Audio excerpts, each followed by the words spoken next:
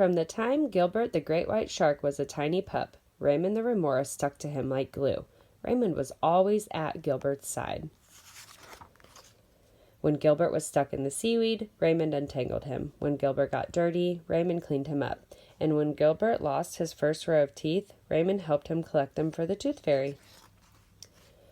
Gilbert and Raymond had lots of fun. They loved to play finball, hide and seek, and sardines. They shared everything. Then, one day, Raymond told Gilbert that his family had to move across the ocean. "I don't want to go, but Mom says I have to," cried Raymond. As Raymond and his family swam away, Gilbert's mother hugged him tight and tried to comfort him. "Raymond's my best friend," said Gilbert. "Why did he have to go away? It's not fair." "I know," said Mom, "but his family just couldn't leave him behind." She kissed Gilbert on the snout. "Go play hide and seek with the pilot fish. It will keep your mind off Raymond." But Gilbert couldn't stop thinking about his friend. "I want to move with Raymond," Gilbert said. "He's moved too far away," said Mom. "We'll have to stay here. Let's go watch the basketball game. The Thrashing Threshers are playing the Tidal Tigers. Who do you want to win?" Gilbert looked around. There were remoras everywhere, but none of them was Raymond. "I don't care," he said, and he swam off before either side scored a basket. "It's my fault Raymond moved," Gilbert snapped as he passed an eel. "Last week I called him a sucker." "You didn't make Raymond leave," Mom smiled. "Everyone fights sometimes." The clownfish did their best to cheer Gilbert up, but nothing could make him smile.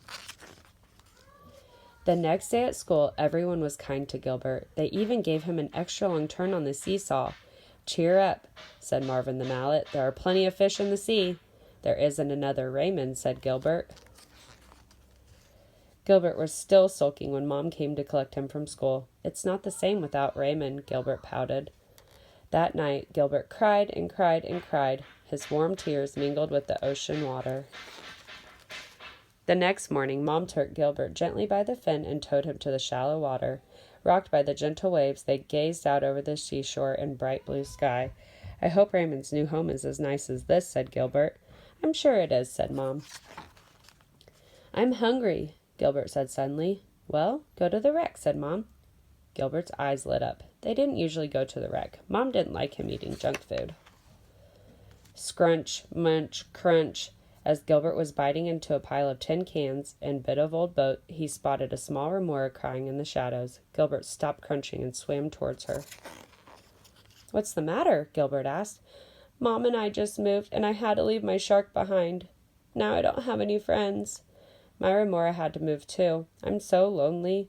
Gilbert and the remora looked at each other and smiled, wobbly smiles. "I'm Gilbert," said Gilbert. "I'm Rita," replied the remora. Just then, a ray of sunlight filtered through the deep blue ocean. Gilbert's teeth flashed, and he grinned a huge grin.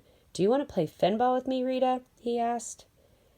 Sunlight danced in Rita's eyes. "I'd love to," she said, and the two new friends swam off to find a ball to play with.